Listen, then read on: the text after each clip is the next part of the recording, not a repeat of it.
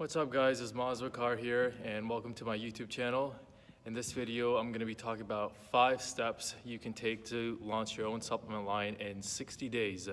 Just to get back and tell you a little bit about myself, I have a company called First Health Supplements and you can check out the website firsthealthofficial.com. It's a supplement line and we sell fitness gear on Amazon, on our website, in some gyms, and we're coming into stores right now as well. And the company started basically in February and we are a profitable company as of now. So I'm just gonna be sharing with you some steps that I took that I felt like helped me and some of the things that I didn't do right, which I could share with you as well. So we can just get straight into it. First step is obviously starting with an idea. So what is it that you wanna make? Is it a protein powder? Is it a brain supplement? Whatever it is that you think will identify yourself in the market. So figure that out, step 1. How is it going to compete against other companies that have similar products? What's your competitive advantage? You need to figure out the price analysis, the cost, what the product is gonna look like, and basically who your target market is. So step 2 is laying out all your social media platforms. You're gonna need your account set up, your YouTube account, your email address, your website, and we can talk about this in another video as well, what type of platforms to use for your website, but some of them are pretty generic and famous out there like Wix, Shopify, SiteGround, HostGator, so you can look more into that and the prices. You're also gonna need to figure out what your logo is. And that's something, if you have experience with Photoshop or Illustrator, you could do yourself. If not, there's obviously a lot of people that do this as professionally as well, so you could get a professional designer to create your logo. Yeah, once that's all figured out, we'll get to step 3, which is actually creating the company. So this requires a lot of paperwork, right? So that's something that I feel like kind of intimidates a lot of people, but it's actually not too hard. All you have to do is just go on Google and figure out the steps that you need to do to actually register your business in the specific region of wherever you live. I live in Canada, so I had to go through that process. Once your company is registered, whether you're with a partner, so it's a partnership or a sole proprietorship, if you're doing it on your own, get it registered so you can get the taxes done. Have the company name, in my case, First Health, trademarked, so that identifies that your logo and the company name and the website is yours and nobody can take it, right? And all of these obviously have costs as well, so you're gonna have to get maybe an Excel spreadsheet and figure out what all your cost is and lay that out. Because as a startup, you wanna be really careful about where your money is going, and you don't wanna overspend on things that aren't required in the initial steps. So make sure all the expenses are tracked. That's a key point there. We can move on to step 4, which is actually designing the product. So this part is a little harder than just designing the logo, because you need to make sure that the product actually stands out in the market. You don't want to create something that looks like shit, right?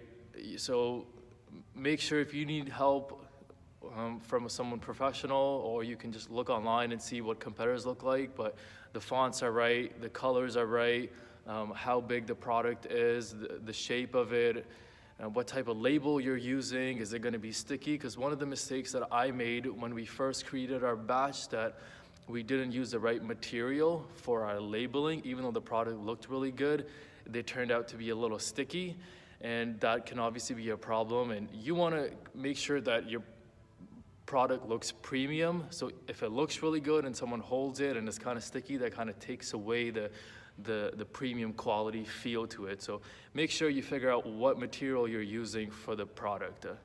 Also make sure, if it's like pills and whatnot, what sizes of pills you need to fill in the ingredients that you're putting in. If it's like a protein powder, then you want to make sure the scoop is the right size, you know, what kind of ingredients are going in. And that's something you're going to have to talk to your manufacturer as well, to make sure the right stuff is being used in your product. Which brings me to the 5th and most important step, is finding the right manufacturer.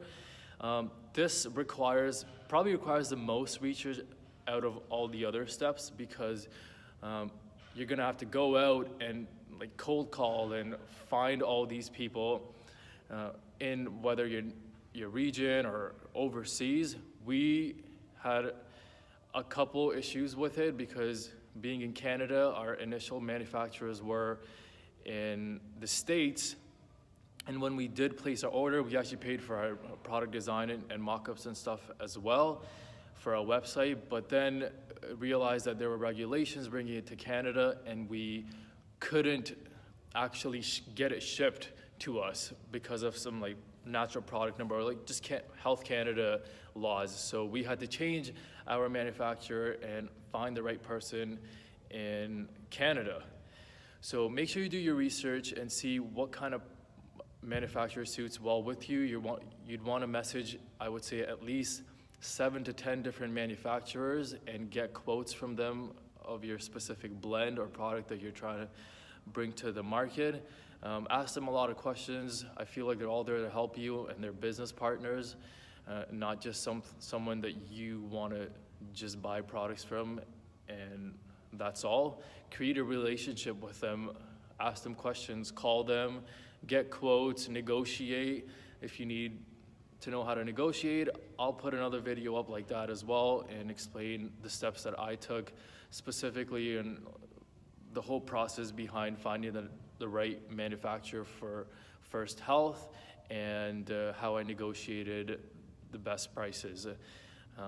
Yeah, along with that, you're also, with your budget in mind, you need to know the MOQs, which is minimum order quantity. You don't want to order something that's too large in quantity and then you bring it out to your customers and everyone hates it, right? So then all your money goes to waste. So you need test batches, and your manufacturers, a good one, will understand that you're putting out products that you need to test and see what the customer reviews are like. So make sure you get those steps done. This whole procedure took about 60 days to get it launched. There's more to it, which I'll cover in future videos as well, as in what my launch strategy was, how did I get the sales going, how I specifically targeted my customers, what type of content that I put out. All these things can be talked about in future videos. So I'll just close this video for today, and I hope you found this useful. Feel free to give me a thumbs up and subscribe if you want to see more videos in regards to